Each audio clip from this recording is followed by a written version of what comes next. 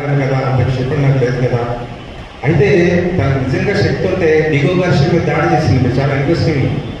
1975 సంవత్సరంలో చెన్నైలో మేము ఆల్ ఇండియా స్టూడెంట్స్ ఫెడరేషన్ తరఫున Diego Garcia is a zone of peace అని ఒక మహాసభకి అటెండ్ అయ్యాం. అప్పుడు నేను 10th క్లాస్ జస్ట్ కంప్లీట్ అయ్యాను.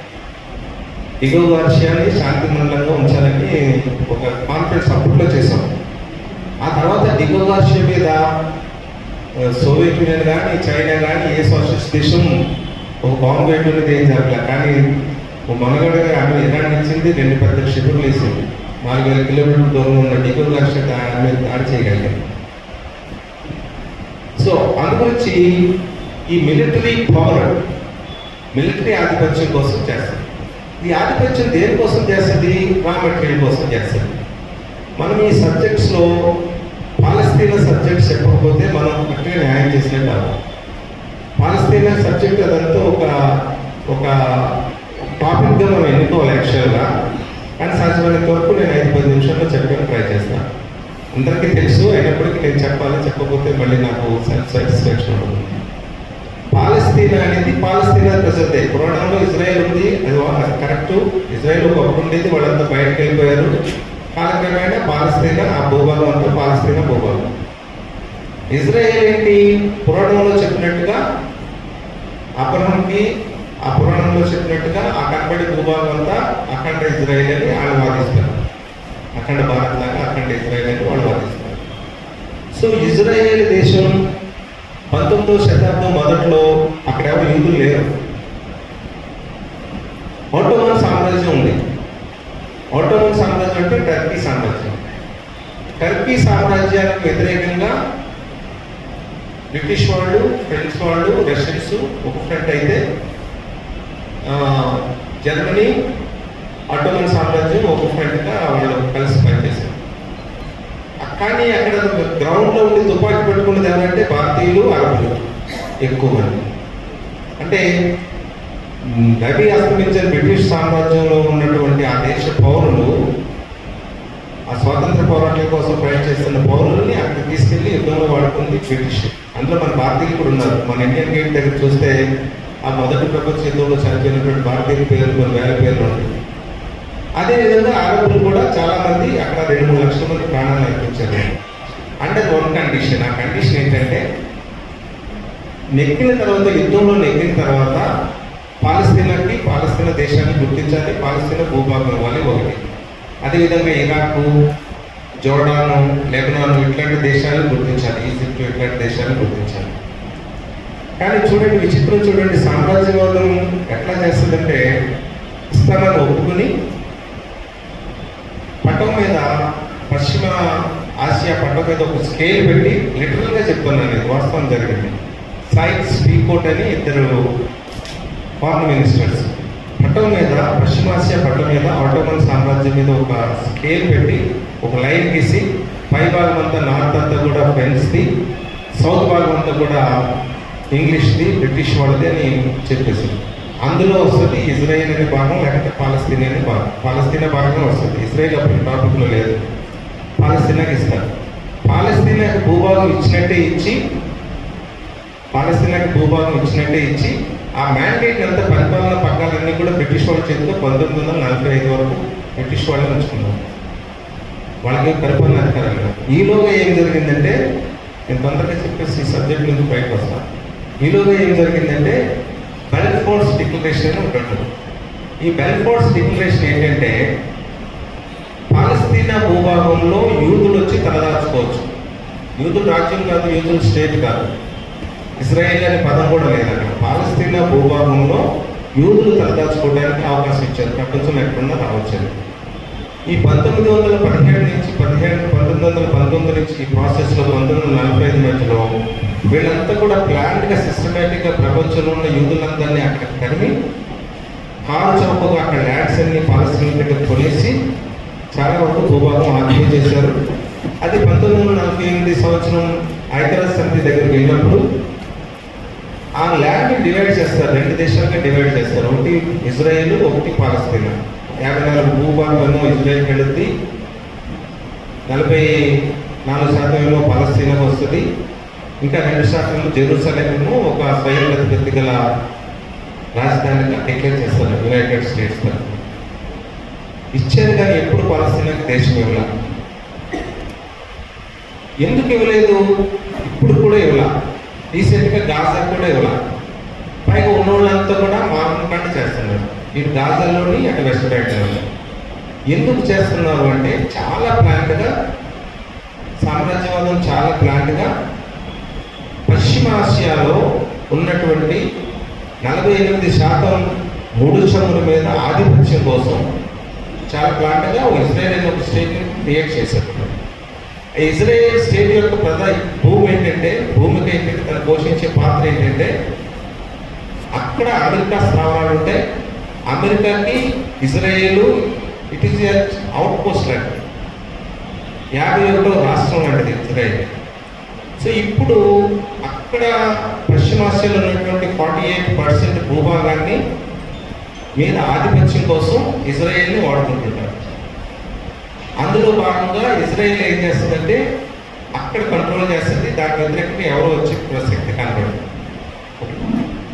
ఎవరైనా అమెరికా ఆధిపత్యాన్ని ప్రశ్నించి అమెరికా డాలర్ను ప్రశ్నించి అది ఇరాన్లో అవనివ్వండి, ఇరాక్లో అవనివ్వండి, యెమెన్లో అవనివ్వండి, సిరియాలో అవనివ్వండి, లెబనాన్, జోర్డాన్ ఇట్లాంటి దేశాల్లో ఎవరైనా కానీ అమెరికా ఆధిపత్యాన్ని కానీ చాలా ప్రశ్నిస్తే ఆ దేశంలో సద్దాం హుస్సేన్ ఏం చేశారు?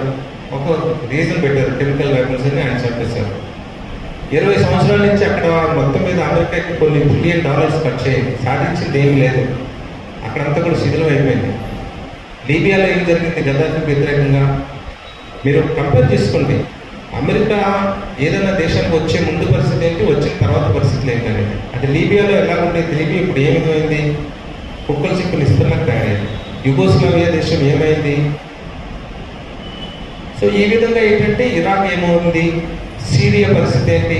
సిరియా నేను స్వయంగా వెళ్ళాను. నేను మా కంపెనీ తరఫున నేను ఏంటంటే అగ్రికల్చర్ ఇంజనీరింగ్ చేశాను జర్మనీలో. అక్కడ సర్వీస్ చేసేటప్పుడు నేను సిరియా 2-3 సార్లు వెళ్ళాను. 3 సార్లు వెళ్ళాను సిరియా.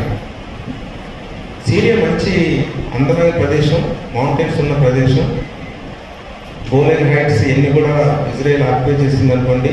చాలా కలకలలాడే కంట్రీ. ఇప్పుడు ఎట్లా ఉందంటే సిరియా పరిస్థితి ఇంకా తిండుండట. సిరియా నుంచి ఇప్పుడు సుమారు ఒక 8-9 లక్షల మంది వలసలకు వెళ్ళిపోయారు. వలసల కంటే ఉండలేని పరిస్థితి.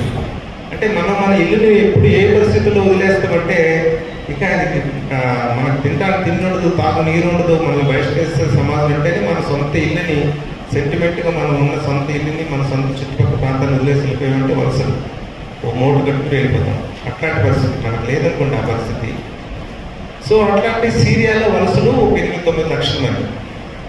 ఇజ్రాయేల్ మొట్టమొదటిసారి పాలస్తీనా మీద యుద్ధం చేసినప్పుడు 7 లక్షల మంది వలసలకు వెళ్ళిపోయారు. 70,000 మంది చనిపోయారు. అంటే ఇజ్రాయేల్ మీద దాడి హమాస్ చేసింది కేవలం 1 సంవత్సరం క్రితమే, అది 2 సంవత్సరాల క్రితమే అక్టోబర్లో మీరు అనుకోవద్దు. మొత్తం ఈ పరంపరలో అనేక లక్షల మందిని చంపింది ఇజ్రాయేల్ పాలస్తీనియన్. వీళ్ళు ఉనికి చట్టుకోవడం కోసం 4 క్షిపణులు వేశారు అంతే. అది అంటే చరిత్ర ఎక్కడి నుంచి చెప్తుందంటే ఇప్పుడు పాలస్తీనా చరిత్ర ప్రపంచ మీడియా అక్టోబర్ నుంచి చెప్తుంది, 2024 అక్టోబర్ నుంచి. అది వాస్తవం కాదు. సో అందు గురించి ఈ పాలస్తీనా మీద అడ్డు పెట్టుకుని ఇజ్రాయేల్ని అడ్డు పెట్టుకుని పశ్చిమాసియా మీద కంట్రోల్ చేయడం కోసం ముడి చమురు ఒక మార్గం. 48% ముడి చమురు. అందులో ఈ 48%లో 25% అంటే 12-13% ఇరాన్ దగ్గర ఉంది ముడి చమురు. వెనుజుయేలాలో మనందరికీ తెలుసు సుమారు 18-19% ముడి చమురు. వెనుజుయేలా ఇరాన్ దగ్గర ఉన్నది, మిగతా చోట్ల రష్యాలో దగ్గర ఉన్నది, ఇవన్నీ కానీ పోల్చుకుంటే అమెరికా దగ్గర ఉన్నది కూడా పోల్చుకుంటే సౌదీ అరేబియా దగ్గర మొత్తం ప్రపంచంలో సుమారు 60-70% ముడి చమురు ఆధీనంలో వస్తుంది. సో ట్రంప్ యొక్క ఆలోచన ఏంటంటే ముడి చమురు మీద ఆధిపత్యం చలాయించాలి. ఈ ఆధిపత్యం ముడి చమురు మీద ఆధిపత్యం, రా మెటీరియల్ మీద ఆధిపత్యం.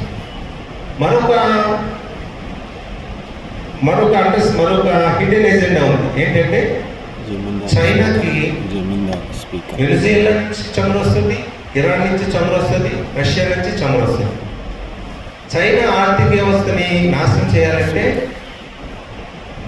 మామూలుగా ఫైటర్ జెట్స్ ద్వారా కానీ క్షిపణి ద్వారా కానీ చేయడం కష్టం, ఎందుకంటే అది కూడా బలమైనటువంటి మిలిటరీ ఆర్థిక. మరి ఏ విధంగా చేయాలి? ఆర్థిక పరంగా దెబ్బకొట్టాలి. అంటే చైనాకు వచ్చేటువంటి రా మెటీరియల్స్ని ఆపగలగాలంటే ఇరాన్ని నాశనం చేయాలి, వెనిజులాని నాశనం చేయాలి. రష్యా నుంచి చైనాకి వెళ్ళేటువంటి చమురుని ఆపగలగాలి. ఆపితే ఈ గుత్తాధిపత్యం అంటాం కదా, ఇందాక మనం చెప్పుకున్నాం కదా, పోటీ లేకుండా, పోటీ నివారించుకోవడానికి, సామ్రాజ్యం యొక్క మార్కెట్కి పోటీని లేకుండా చూసుకోవడానికి అటు చైనా మార్కెట్ని కానీ మనం కంట్రోల్ చేయగలిగితే ఆటోమేటిక్గా ఏమవుతుందంటే ప్రపంచంలో అమెరికా ఆర్థిక వ్యవస్థకి ఎదురు లేకుండా ఇంకా ముందుకెళ్తుంది. అదొక హిడెన్ ఎజెండా. ఇప్పుడు ఈ ప్రపంచ జలసంధుల్లో హోర్మోజ్ జలసంధి గురించి మనకు ప్రత్యేకించి చెప్పనవసరం లేదు. నేను ప్రత్యేకించి చెప్పను దాని గురించి, మనందరికీ తెలుసు దాని ప్రాబ్లమ్స్. 20%, 25% ఆయిల్ అక్కడ చేద్దాం. ఇంకోటి ఉంది దాని పక్కన ఎర్ర సముద్రంలో బాబెల్ మండెబ్ జలసంధి అంటాం. ఎర్ర సముద్రంలో బాబెల్ మండెబ్ జలసంధి. ఒకవైపు ఏమో యెమెన్ ఉంటుంది, మరొక వైపు ఏమో జిబోటి దేశం ఉంటుంది. ఆఫ్రికా కొమ్మ అంటుంది దాన్ని, జిబోటి దేశం ఉంటుంది. సొమాలియా నుంచి విడిపోయినటువంటి సొమాలియా ల్యాండ్ అనేది ఉంటుంది, అదంతా అమెరికా అంటదండితో ఉంటుంది. సో ఈ నేరో ద్వారా సుమారు 12-13% ముడి చమురు అవుతుంది. అదొక కీలకమైనటువంటి జలసంధి. ప్రపంచ కృత్రిమ జలసంధిలో ఏంటంటే సూయజ్ కెనాల్ చాలా కీలకమైంది. మరొక కృత్రిమైన జలసంధి ఏంటంటే పనామా కాలువ. అందుగురించి చూడండి, ట్రంప్ అధికారంలోకి రాగానే పనామా నాది అన్నాడు. గుర్తుందో మీకు? ఆ రోజు మనంతా చూసాం కదా, ప్రమాణ స్వీకారం చేసినప్పుడు పనామా కాలువ నాది, మా దేశాన్ని, కెనడా నాది, గ్రీన్లాండ్ నాది. అంటే వీళ్ళంతా ఇంకా ఏ మనస్తత్వం ఉన్నారంటే ఈ ప్రజాస్వామ్యాన్ని ఉద్దేశి ఇంకా కాలనీ వ్యవస్థ మనస్తత్వంలో వీళ్ళంతా ఉన్నారు, ఆధిపత్యం కోసం. ఇంకా వాళ్ళు మహారాజులాగా ప్రదర్శన జరిగింది కదా, నో కింగ్స్ అని. సుమారు 1 కోటి మంది అమెరికన్లు డెమాన్స్ట్రేషన్ చేశారు అమెరికాలో ట్రంప్ వ్యతిరేకంగా. వీళ్ళంతా ఆ ఫోబియాలో ఉన్నారు వీళ్ళంతా. సో అందు గురించి ఒకప్పుడు మార్గో సిద్ధాంతం ఏదైతే చేశాడో దాన్ని తూచా అమలు చేయడానికి ట్రై చేస్తున్నాడు. ఇంకా కొలోనీ వ్యవస్థను తీసుకురావడానికి ట్రంప్ ట్రై చేస్తున్నాడు. సో ఇకపోతే నాటో గురించి మళ్ళీ చెప్పాలి. ఈ 1945లో ఏర్పడిన, 49లో ఏర్పడిన, సార్ బ్యాక్గ్రౌండ్ చెప్పండి కొంచెం. 1949లో ఏర్పడినటువంటి నాటో కూటమి, నార్త్ అట్లాంటిక్ ట్రీటీ ఆర్గనైజేషన్ నుంచి మనం బయటకు వచ్చాం. ఈ నాటో కూటమి ఎవరికి వ్యతిరేకంగా ఏర్పడిందంటే సోషలిస్ట్ దేశాలకు వ్యతిరేకంగా ఏర్పడినటువంటి కూటమి, మిలిటరీ కూటమి, నాటో కూటమి. ఈ నాటో కూటమి యొక్క లక్ష్యం ఏంటంటే ప్రచ్ఛన్న యుద్ధం. అంటే యుద్ధాలు అనేక రకాలు ఉంటాయి. డైరెక్ట్గా మనం తుపాకీలతో కొట్టుకునే యుద్ధం వేరు, క్షిపణితో కొట్టుకునే యుద్ధం వేరు. ప్రచ్ఛన్న యుద్ధం అంటాం. అంటే ఎంబార్గో చేస్తాం, బ్లాక్అవుట్ చేస్తాం, భయపెడతాం, రేస్లోకి దింపుతాం, అంటే ఆయుధ పోటీల్లోకి దింపుతాము. ఆయుధ పోటీల్లోకి దింపాలంటే సోవియట్ యూనియన్ చాలా అణుబాంబులు అన్నీ తయారు చేయగలిగింది, ధీటుగా తయారు చేయగలిగింది, అమెరికా కంటే మంచిగా తయారు చేయగలిగింది. కానీ ఏమైంది? ఆర్థిక వ్యవస్థ పతనమైంది. సో అందుగురించి ఈ ప్రచ్ఛన్న యుద్ధం నాటో యుద్ధ కూటమి చేసి సక్సెస్ అయింది. మేము ప్రపంచంలో అమెరికా అన్ని యుద్ధాలు ఓడిపోయింది అనుకోమాకండి. ఈ ప్రచ్ఛన్న యుద్ధంలో సక్సెస్ అయితే అమెరికా సోవియట్ యూనియన్ చేసిందా లేదా? సోషలిస్ట్ దేశాన్ని మొత్తం బాగుంటుందా లేదా? సో ప్రచ్ఛన్న యుద్ధం. లేకపోతే యుద్ధాల్లో మరొక రకం మనం ఏం చెప్పుకోవచ్చు అంటే ఆంక్షలు. ఆంక్షలు అంటే ఏమిటంటే ఆ ఆంక్షలు చాలా రకాలు ఉంటాయి. అది ట్రేడ్ ఆంక్షలు అవ్వచ్చు, రీసెంట్గా ఉన్నటువంటి టారిఫ్ ద్వారా, లేకపోతే నోహాలని పంపడం పంపించకపోవడం లాంటి ఆంక్షలు అవ్వచ్చు, కల్చరల్ ఆంక్షలు అవ్వచ్చు. నీ ప్రోడక్ట్ నా దేశంలో అమ్మకానికి వీల్లేదు, నా ప్రోడక్ట్ నీ దేశానికి పంపించను. అంటే ఈ ఆంక్షల గురించి భారతీయులకు అంతగా తెలియదు. ఇప్పుడు మనం మెడికల్ షాప్కి వెళ్ళామనుకోండి, ప్రపంచంలో ఉన్న ఈ ఫార్మసీ ఇండస్ట్రీ అంతా కూడా ఆంక్షలు విధిస్తే భారతదేశంలో మనకి అనాలజీ ట్యాబ్లెట్లు లేకపోతే పారాసెటమాల్ కూడా దొరకదు. గ్రహించాలి. లేకుంటే భారతదేశం మీద ఒక కార్ ఇండస్ట్రీ మీద ఆంక్షలు పెట్టింది అనుకోండి, ప్రపంచంలో ఉన్న కార్ ఇండస్ట్రీస్ అవన్నీ కూడా ఒక్కోవటం కదా, EU దేశాలు, అమెరికా, ఇవన్నీ కూడా. భారతదేశంలో ఏ కారు రోడ్డు మీద బయటకు రాలేదు, ఒక మోటార్ బైక్ బయటకు రాలేదు. ఇది వాస్తవం.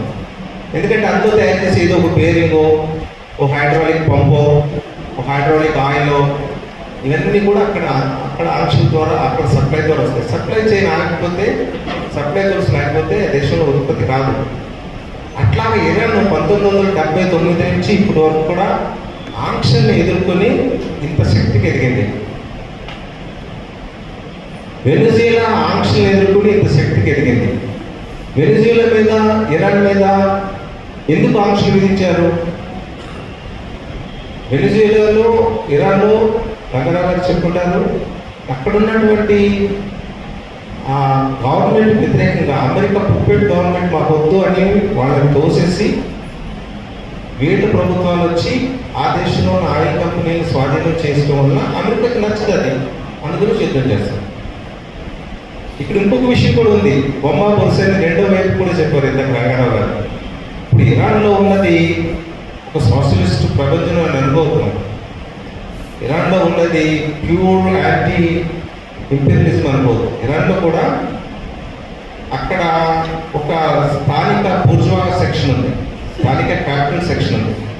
అంటే ఈ దానికి బాగా పనిచేసేది మతవాదం, ఇదంతా కూడా పనిచేస్తుంది, వేరే విషయం జాతీయత ఇలాంటివన్నీ పనిచేస్తుంది. సో ఇక్కడ ఇరాన్లో ఏంటంటే మా ఆయిల్ మాకే చెందాలి, అంటే మా క్యాపిటల్స్కి చెందాలి అనేది ఒక బలమైనటువంటి వర్గం. వీళ్ళకి ఇంటర్నేషనల్గా లింక్స్ లేవు. ఇంటర్నేషనల్గా లింక్స్ ఉన్న చోట, సౌదీ అరేబియా లాంటి చోట లింక్స్ ఉన్నాయనుకోండి, వాళ్ళు కాంప్రమైజ్ అయిపోతారు. ఇరాన్ యొక్క స్టేట్ క్యాపిటల్స్కి ఆ లింక్స్ లేవు. సో అదొక పెద్ద ప్రధానమైన కారణం ఏంటంటే ఇరాన్లో మా ఆయిల్ మాకే చెందాలి. అఫ్కోర్స్ ఏంటంటే ఈ ఆంక్షలు చదివిస్తున్న ఇరాన్ ప్రజలంతా కూడా ఒక్కయ్యారు. ఇరాన్ ఉన్న ప్రభుత్వం కమ్యూనిస్ట్ ప్రో అనుకోవద్దు, చాలా మంది కమ్యూనిస్ట్ ఓట్స్ కోసం వచ్చింది అక్కడ ఇరాన్ ప్రభుత్వం. ఈ ఆంక్షలు లేకపోతే రష్యా మీద ఆంక్షలు, నాటో కూటమి ఇట్లా చేసిన తర్వాత 1990 ప్రారంభంలో నాటో కూటమి టువర్డ్స్ సోవియట్ యూనియన్ వైపు, ఈస్ట్ వైపు, అంటే నాటో కూటమి అంటే మనం పవర్ ప్రజెంటేషన్ అయితే బాగా చూడవచ్చు అండి. ఈ నాటో కూటమి 1990 సంవత్సరంలో తూర్పు వైపు ఎక్కడి వరకు వచ్చిందంటే జర్మనీ వరకు వచ్చింది. సోవియట్ యూనియన్ కూలిపోయిన తర్వాత కోలకు ముందు ఏంటంటే అగ్రిమెంట్, గోర్బచేవ్కి, జార్జ్ బుష్కి అగ్రిమెంట్ ఏంటంటే తూర్పు వైపు ఒక అంగుళం కూడా జరగకూడదు నాటో కూటమి అని. అట్లా నాటో కూటమి ఏం చేసింది, పోలాండ్లో, రొమేనియాలో, బల్గేరియాలో, హంగేరియాలో, యుగోస్లావియాలో, మొత్తం అన్ని దేశాల్లో, నాటులో ఒకటి రిపబ్లిక్స్ ఉన్నాయి కదా, లాట్వియా ఇట్లాంటి, లిథువేనియా రిపబ్లిక్స్ ఉన్నాయి కదా, ఈ అన్ని రిపబ్లిక్లో కూడా నాటో కూటమి వచ్చింది. నాటో కూటమి వచ్చి ఉక్రెయిన్ మీదకి వచ్చింది. ఉక్రెయిన్లో కూడా నాటోకి మెంబర్షిప్ ఇస్తామన్నారు. అప్పుడు ఎదిరించింది బలమైనటువంటి రష్యా. అప్పటి వరకు బలహీనంగా ఉంది రష్యా. ఆ పుతిన్ టైంలో 2010 నుంచి కొంచెం బలం పుంజుకుంటే దానికి వ్యతిరేకంగా వెళ్ళిపోయాడు. ఎందుకు నాటో విస్తరించాలా? నాటో కూటమి లక్ష్యం ఏంటంటే సోవియట్ యూనియన్ వ్యతిరేకంగా ఏర్పడింది కదా, సోషలిస్ట్ సమాజానికి వ్యతిరేకంగా ఏర్పడింది కదా, మరి సోషలిస్ట్ సమాజం కూలిపోయింది కదా, ఇంకా నీకు నాటో ఎందుకు అవసరం లేదు కదా, తీసేయచ్చు కదా, ఒప్పుకోలేదు కదా, ఆ ప్రపోజల్కి గవర్నమెంట్ చెప్పిన ప్రపోజల్ ఒప్పుకోలేదు కదా, నాటో తీయలేదు కదా. తీయకుండా అప్పట్లో 18 కంట్రీస్ మెంబర్షిప్ ఉన్న నాటో ఈరోజు 34 దేశాలకి, నాటో 33 దేశాలకి నాటో సభ్యత్వం ఉంది. ఎందుకు అంటే సోవియట్ యూనియన్లో ఉన్నటువంటి అపారమైనటువంటి ఖనిజ సంపద ప్రపంచంలో ఏ దేశంలోనూ లేదు. అది ఏదైనా సరే, రేర్ ఎర్త్ మెటల్స్ కానీ, ఫ్యూల్ కానీ, ఏదైనా సరే సోవియట్ యూనియన్లో ఉన్నటువంటి అపారమైనటువంటి ఖనిజ సంపద ఎక్కడ లేదు. సో వీరి అభిప్రాయం ఏంటంటే సోవియట్ యూనియన్ అంటే రష్యాని బలహీనపరిచి, రష్యాలో అంటే రష్యా అపారమైనటువంటి వైశాల్యం గల దేశం, భారతదేశం, అమెరికా, కెనడా, ఎన్ని ఆ భూభాగం బట్టి ఇంకా స్పేస్ ఉంటుంది. ప్రధాన దేశాలన్నీ బట్టి అంత ప్రపంచంలో నెంబర్ 1 అగ్రగామి వైశాల్య దేశం, అన్ని రామెటల్స్ ఉన్న దేశం.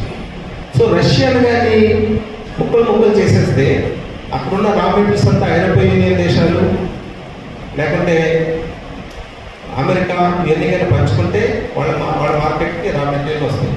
అందుగురించి అంటే సామ్రాజ్యవాదం ఎందుకు యుద్ధాలు చేస్తుంది అంటే రా మెటీరియల్స్ కోసం, ఆ రా మెటీరియల్స్ని కంట్రోల్ చేయడం కోసం, ఇండస్ట్రీని కంట్రోల్ చేయడం, ఫైనాన్స్ మార్కెట్ కోసం, దానికి బలమైన శక్తిగా వచ్చడానికి